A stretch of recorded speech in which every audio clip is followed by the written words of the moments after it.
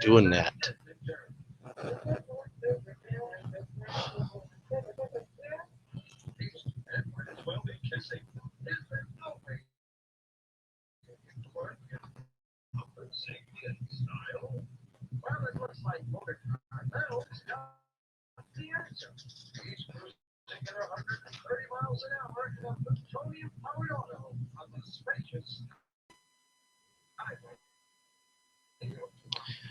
Hello, Ghost Stories with you. We have a new system mic as well as you could see. I'm in the office. Guest Webb Paranormal Group is on stage right now. So just to bring him out, fans be able to about what was the scariest the top of the paranormal experience dial. So drop in your comment would hit the top. So we're gonna bring out our please welcome. Hello, hear me? I can now. Can you repeat what you said? It seems like Stan, if you can hear me, I'm gonna. Yep, I was just basically saying buggy right now. So it seems like we're having a couple technical difficulties at this moment. Yeah, you're kind of cutting in and out.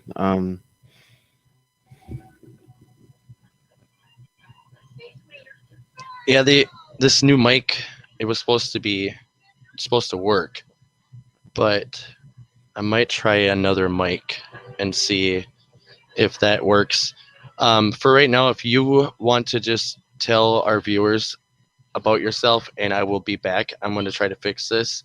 So if you can do that, I appreciate it. Sure, absolutely. My name is Stan Fikes. I'm the lead investigator and director of Webb Paranormal Group. I have I've been in the paranormal field roughly 15 years, from everything from a victim to an investigator. So it's been kind of an up and down ride. I decided to start this group with my wife after seeing the need in our community. We were reached out to by several local people, and they had paranormal needs, and there was really nobody around here to answer the call. So we decided to start the group, and we have kind of been just rolling along ever since. Since we've started the group, we've probably done 100 investigations between historical sites and residential areas.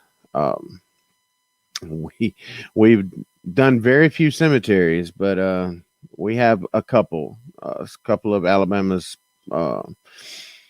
It's Alabama's 13 ghosts, and one of those is a cemetery, and it is or a grave in a cemetery rather, and it's William Grancher Harrison. And we don't normally go to cemeteries, but that was one of the ones that we were requested by our local people and to kind of go to, and we did that on Halloween night. So that turned out really fun. But we've got a lot of things working with the group. We're working on putting together a Paracon for our area, so that's coming in the near future. And so there's just so many things going on with our group, and things has accelerated the last 2 years to you would just not believe the things that we get into. So, but hey, it's fun, and I enjoy helping people and kind of being busy putting together all this stuff, and that's one of my favorite jobs is just kind of putting everything together and making sure that it works, and maybe we can get some evidence, in the paranormal field. So that's kind of in a nutshell how everything started. Um, and as far as my employment goes, I am a butcher. I've been kind of nicknamed at work the paranormal butcher. Uh, just that's just my coworkers kind of goofing off at me. But so um, I've done that for about 15, 20 years. So that's kind of just a lonely, bloody job.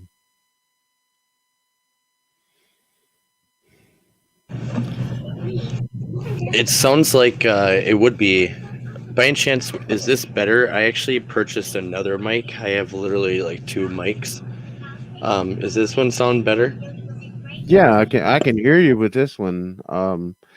The other one was just cutting in and out so much and had a lot of lag to it. Okay, I just want to make sure because it's kind of a little weird one. I don't know if you guys can see this. It's just like a normal little kind of. It's not as good as the Yeti, but Yeah. it'll do its job for right now. So, so they call you the paranormal butcher, huh? Yeah, yeah, that's kind of a nickname at work. Well, that's a good, interesting job that you have. I mean, being a butcher and then being into the paranormal. I mean, they kind of fit with each other. Yeah, they do. We have a local venue around here that's a haunted house, and I actually got the chance to be a character, and that's what I was, the butcher. So that was fun. Well, that's always a good thing. So, I mean, being in the butcher field, I mean, how do you handle seeing? I mean, are you behind the scenes where you see the animals getting slaughtered, or are you like you cut up the meat afterwards? No, I cut up the meat. I'm a finish cutter. It all comes in pretty much boxes, and then I finish it from there. Okay, so you don't actually work in the part where they actually like slaughter the animals. I have worked in that, but I don't now. I don't know if I would be able to handle that, to be honest. Like, I don't know if I would be able to. I mean, I'm an animal lover, so when Mm. it comes to animals, I don't know if I would so much get into that. But with the tonight's topic, was there an experience that you have probably had that overtops the Richter scale for paranormal? Uh, well, actually, I've probably had two or three. Really. Um, Here recently, we done an investigation at the old Poly Jail, which is the Bullitt County Jail, actually. Um, this jail has been on several TV shows. One of them, Ghost Asylum, I think. But I was pretty. Um, my very first time in the jail, we've investigated it 6 years in a row. My very first time in the jail, I was setting up some cameras, and there was my wife was downstairs outside, and I was the only one actually in the cell block.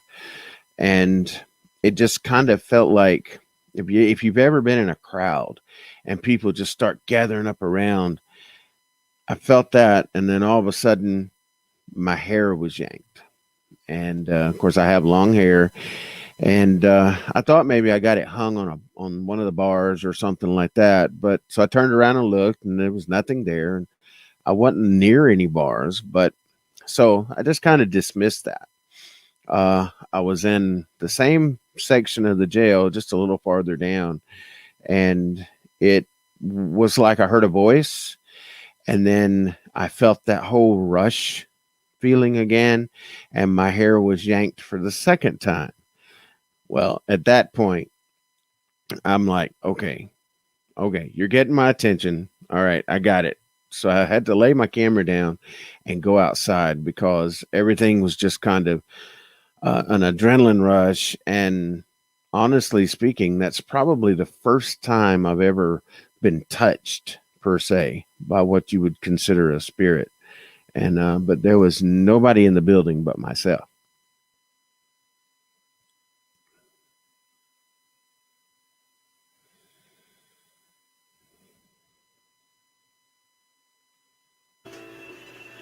Sorry about that. Were you able to hear me now? I I accidentally forgot to unmute it. Yes, I can hear you. That would definitely be a very uneasy feeling, especially when you know you're by yourself. Like Absolutely. being in a location and then you're like, okay, you logically know that you're by yourself. All right, and then you feel this kind of experience that happens to you. What goes through your mind? Like what do you automatically start thinking? Well, initially, I turned around and to check to see if one of my team members had walked behind me, um, or my wife messing around with me or something. And then, of course, when I turned around and realized there was nobody in the building but me, I kind of had that upset feeling. I mean, I'm kind of hard to be scared per se, but that kind of unnerved me that, well, these spirits are able, or at least something in the building is able to make a physical contact. If they're able to pull my hair, what else can they do? So um, later on that night, actually, after the investigation started, there was two of my team members that was pushed against the wall. One pushed against the cell, and they kind of were experiencing some of the same things. And then again, me being in the jail by myself, it never happens when someone's with me. It's only when I'm by myself.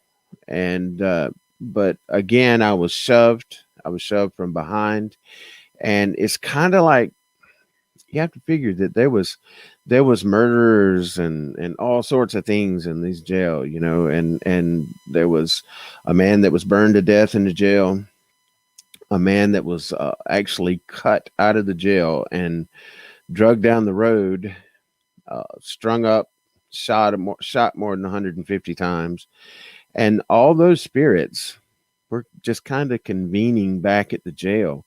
And when you have a group go in, or individuals go in, that brings more energy to the jail. And I think that they picked up on that, and they were kind of like bullying me around, like a new person in the jail. They're gonna try them out. You know what I'm saying?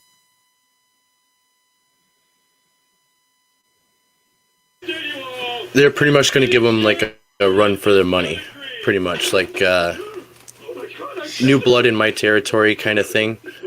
Absolutely. Like it's like in most jails and prisons, it's like the same thing with new inmates coming in.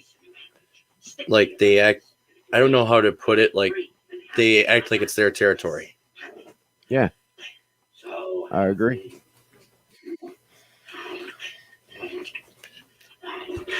Well, that's definitely a different experience to have feeling, especially when you're like we were talking about, especially when you're alone.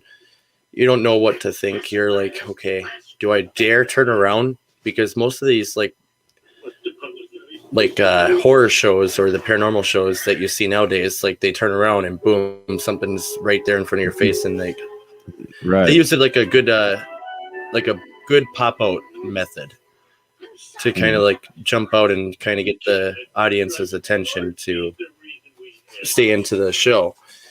So what other kind of locations have you been to? Like what would you say has been like the most, probably the biggest creep factor? Like what would be the biggest one that you have done?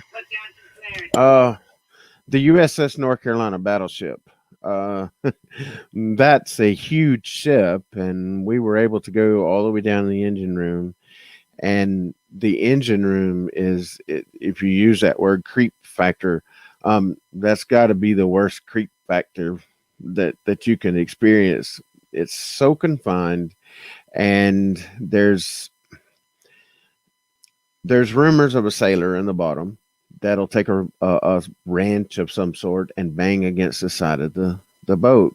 And we were down doing an EVP session, and I just simply asked the sailor that's in the bottom of the boat, "Can you make a noise for us?" And there was this really huge calamity, and it just sounded like somebody taking a wrench and running along the side of the boat. And the four of us that were down there would just kind of come unglued, like really. So that kind of creeped us out.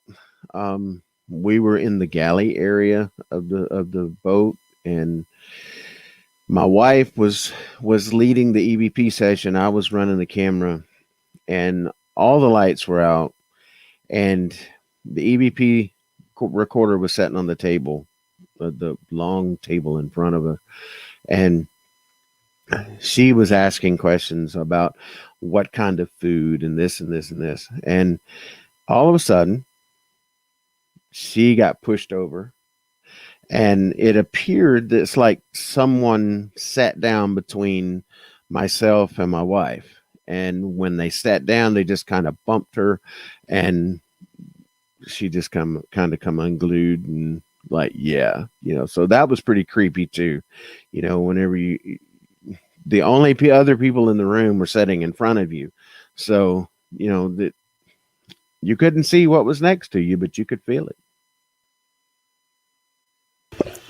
That's definitely a trait that I noticed with the paranormal field is that if you can't see it, your other senses pick up real quick. Like your sense of sight in the dark. That goes quick. That comes up real quick. Just the other feeling of somebody's behind you, or like just any of your normal senses, they Mm. do become a lot stronger Oh yeah, in the dark. absolutely. I think sense of smell has something to do a lot with the paranormal.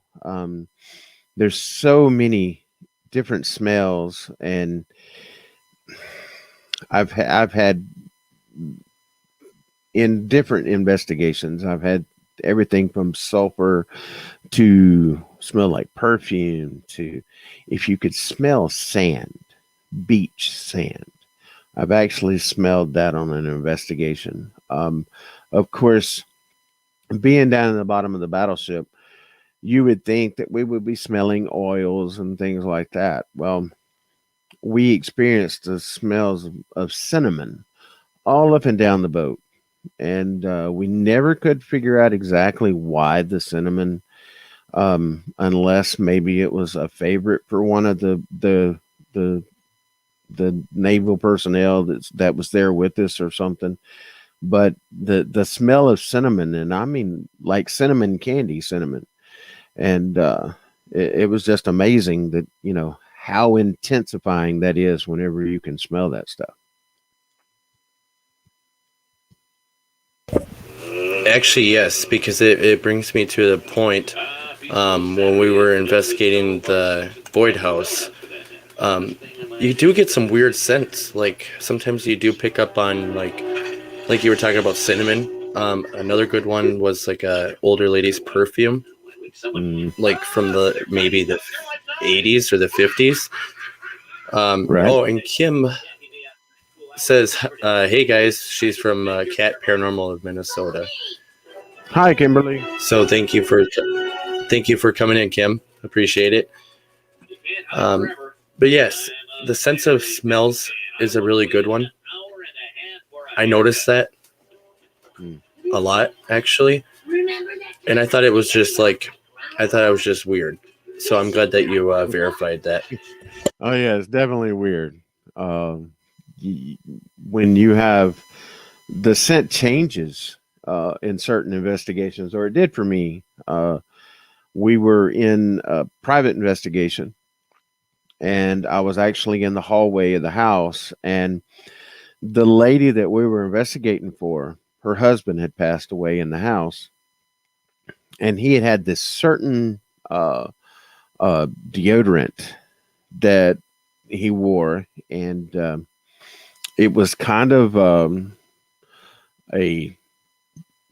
of like a, I guess maybe a brute or something, and but I smelled that, and then immediately turned around and had like a sulfur smell, and then it was like something had burned, and that smoky after smell, and that was just kind of really weird. And when I told her about it, and she was just standing there with her mouth open, it's like, well, uh, that's my husband. And I was like, okay, well, at least we know who's in the house and stuff.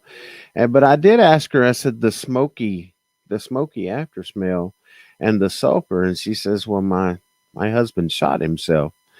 And I'm like, okay, so that explained that, that smoky, maybe it was from the gun or something, that type of situation. So that and some EVPs, man, that really, really drove us crazy in the house. We've been back several times, and the activity just drops a little bit, but then it comes right back just as strong as ever.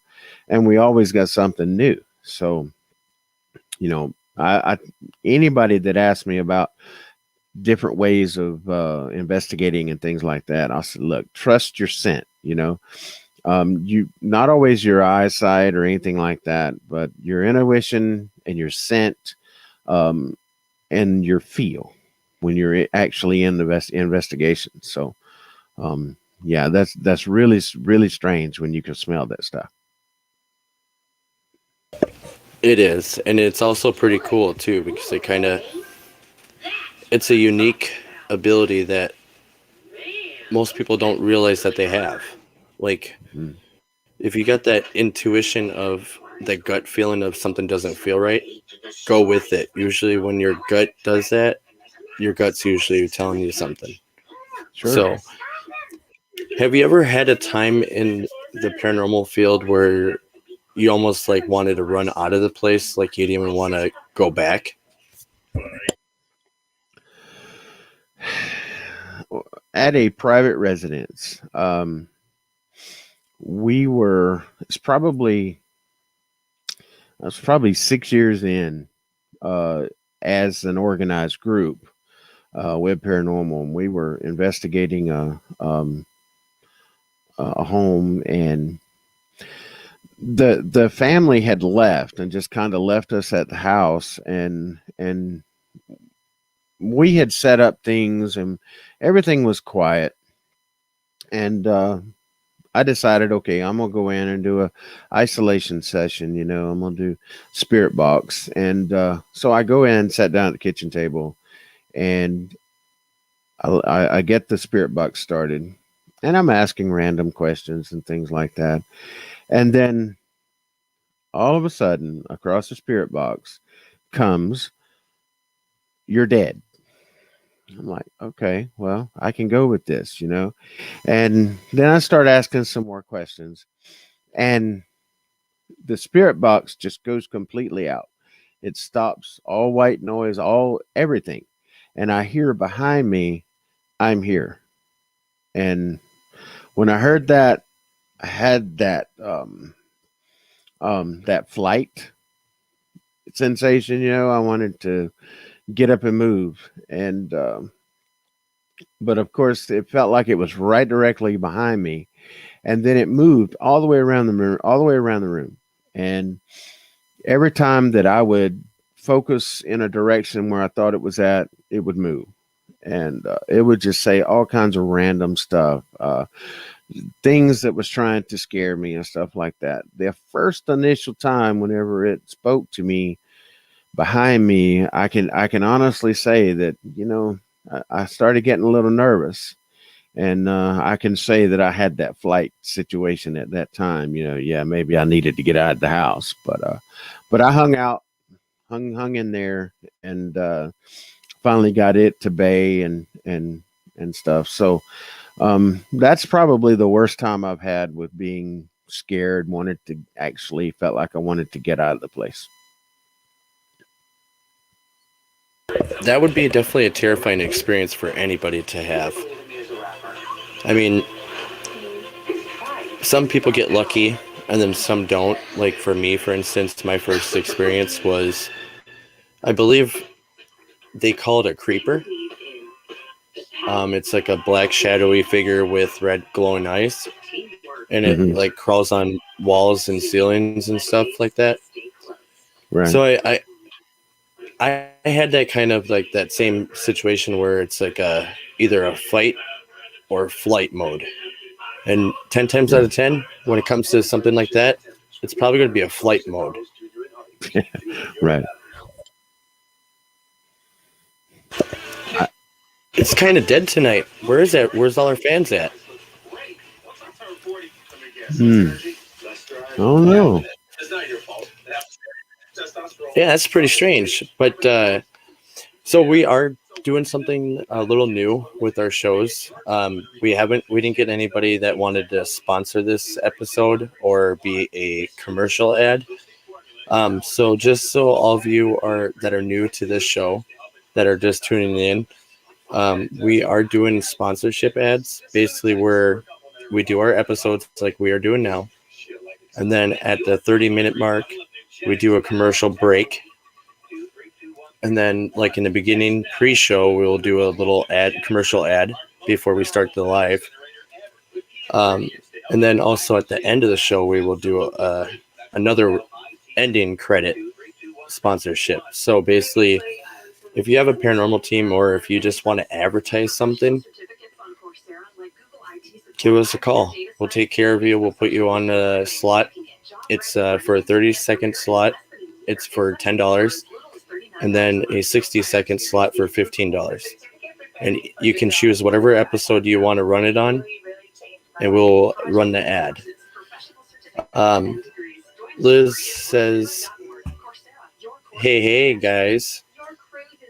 Hi, Liz. How are you doing, Liz? Kim, yes, I was younger when that experience has happened to me. So yeah, if you